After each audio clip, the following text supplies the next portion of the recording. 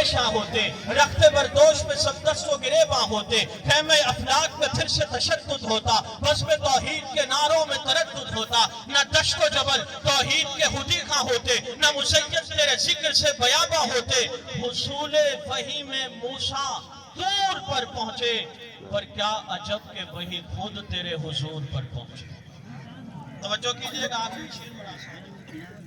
حصول وحی میں موسیٰ، تھکے ہو؟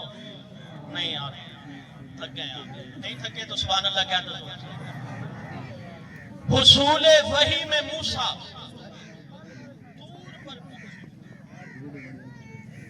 حصول وحی میں موسیٰ کہاں پہنچے؟ بولو یار، حصول وحی میں موسیٰ طور پر پہنچے، پر کیا عجب کہ وحی خود تیرے حضور پر پہنچے۔ توجہ توجہ، شاعر مشرق بتانا یہ چاہتے ہیں، رب کائنات حضرت موسیٰ علیہ السلام کو تورات عطا فرمائی، عیسیٰ علیہ السلام کو انجیل عطا فرمائی، داؤد علیہ السلام کو زبور عطا فرمائی، میرے اور آپ کے پیغمبر کو قرآن مقدس عطا فرمایا۔ جبریل توجہ کیجئے گا، موسیٰ علیہ السلام پر تورات نازل ہونے کو دیکھو، عیسیٰ علیہ السلام پر انجیل نازل ہونے کو دیکھو، داؤد علیہ السلام پر زبور نازل ہونے کو دیکھو، اور پھر میرے پیغمبر پر قرآن نازل ہونے کو دیکھو۔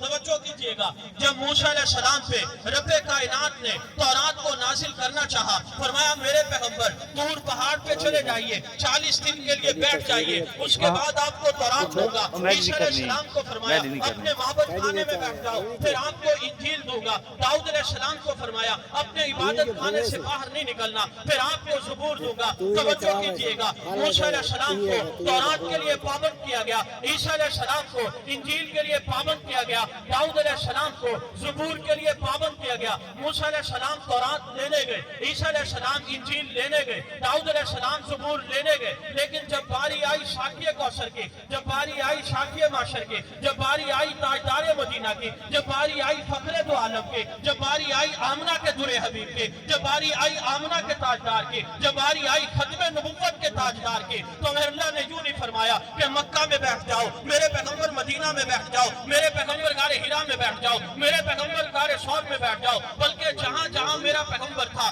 اللہ نے قرآن بھی وہاں نازل کر دیا۔ میرا پیغمبر مکے میں تھا، اللہ نے قرآن مکے میں نازل کر دیا۔ میرا پیغمبر مدینے میں تھا، اللہ نے قرآن مدینے میں نازل کر دیا۔ پیغمبر بدر میں، قرآن بدر میں، پیغمبر احد میں، قرآن احد میں، پیغمبر حنین میں، قرآن حنین میں، پیغمبر تبوک میں، قرآن تبوک میں، پیغمبر یرموک میں، قرآن یرموک میں، پیغمبر اشارہ میں، قرآن اشارہ میں، پیغمبر خیبر میں، قرآن خیبر میں، پیغمبر پہاڑ پہ، قرآن پہاڑ پہ، پیغمبر بازار میں، قرآن بازار میں، حتیٰ کہ میرا پیغمبر امی عائشہ کے بستر پہ تھا، اللہ نے قرآن بھی امی عائشہ کے بستر پہ نازل کر دیا۔ حصول وحی میں موسیٰ کہاں پہنچے؟ بولو یار، حصول وحی میں موسیٰ کہاں پہنچے؟ پر کیا عجب کہ وحی خود تیرے حضور پر پہنچے۔ باقی لینے کے لیے جائیں، تورات انجیل زبور لینے کے لیے جائیں، لیکن یہ وہ پیغمبر ہے جو لینے نہیں جاتا، جہاں میرا نبی ہوتا ہے اللہ قرآن بھی وہی نازل کرتے ہیں۔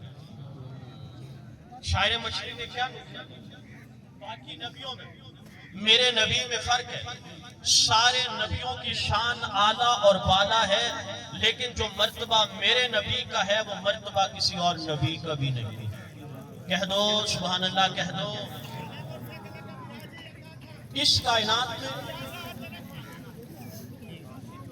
آخر میں بھی اس گفتگو کو ذرا سماعت فرمانے کو توجہ کیجیے گا، 1 منٹ سے میں آپ کو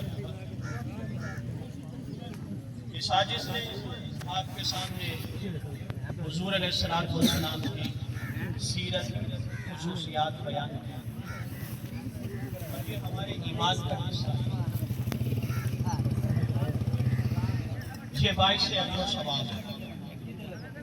جس نے محبت مجھے ہے اور آپ کو ہے، اس کا عملی ثبوت اس چیز سے ہوتا ہے حضور کی اطاعت سے۔ اس سے اگر حضور کی اطاعت نہیں تو پھر عشق کس چیز کا؟